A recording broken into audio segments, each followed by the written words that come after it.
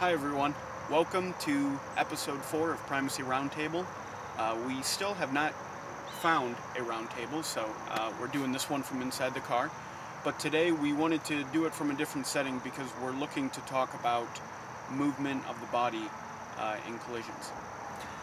Yeah, it dawned on me just a little bit ago. I was driving and I put my head back against my headrest. And the distance between the back of the head, if you're sitting normally in your car, and I would invite you to do this in your own car, check the distance of the headrest and the placement to the back of your head. It's maybe that far, 2 inches, maybe 3. And the reason that's so important is, and I'm gonna relate to you what people tell us a lot, and when we know they're being fraudulent, about being rear-ended. So first we ask them if they're seat belted, and of course they say they are. Everybody's seat belted, and I think most people are. And we also ask them if the harness is in place. That's this thing here, right? And of course they say yes. And then when we get around to asking them in the recorded statement, what happened to you physically upon impact? What happened to your body? Did it move? If so, what direction, etc. So today we're talking about a rear-end accident. And it's amazing the number of times people say they were rear-ended, yet their head hit the steering wheel, the dashboard, windshield, you name it. And right there, we know that's a physical impossibility. Because you're always going to move in the direction of the force. So the so vehicle... the first action is backward. Right. You're first going to go into the headrest, into your seat back, and then, since they said they were belted, the belt's going to lock, and you're kind of constrained to a short movement.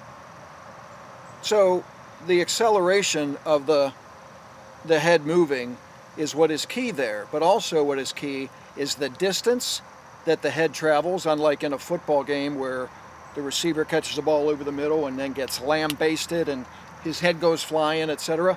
That doesn't happen here.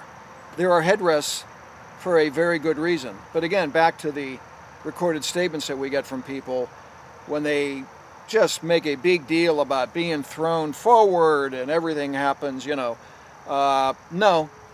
that's not what happens. The first action is, as Bryan said, in the direction of the force, and then the resulting action is going to be forward in some velocity to some degree, okay?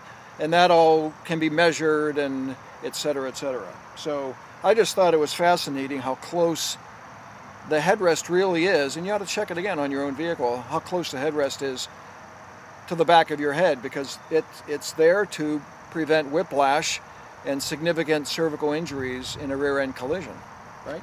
Yep. Anything else? No, just one other thing I would add is that, when we are on the phone with people and we talk to them after an accident and they start, describing someone who's handling claims, they always want to they're out to do what's best for the person and make them whole again and minimize the inconvenience.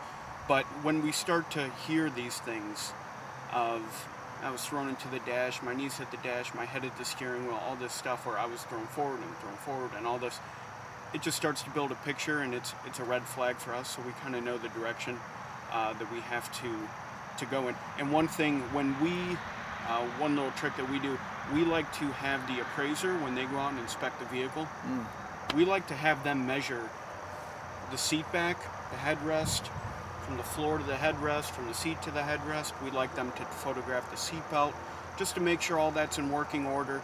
And this is a day or two into the life of the claim, but we want to have that information, just should the claim take a turn and, Right. The person starts to challenge. Embellish. Yeah. Embellish. And that happens once in a while. Actually, a lot. And then you know what you have to do. Yep. So that's it. We just wanted to get that off our chest and share that with you. So, again, measure that in your car. Just feel it back there. And when you hear people saying they were thrown forward in a rear-end collision, not. Adios. Thank you. Bye-bye.